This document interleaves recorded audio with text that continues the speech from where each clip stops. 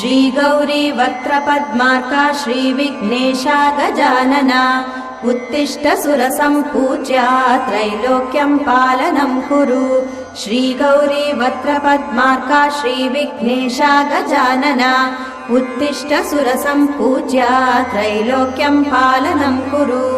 उत्तिष्ठोत्तिष्ठ हेरम्बा उत्तिष्ठ गणनायका उत्तिष्ठ करुणापूर्णा भक्तानां भाग्यदायका। उत्तिष्ठोत्तिष्ठ हेरम्बा उत्तिष्ठ गणनायका उत्तिष्ठ करुणापूर्णा भक्तानां भाग्यदायका।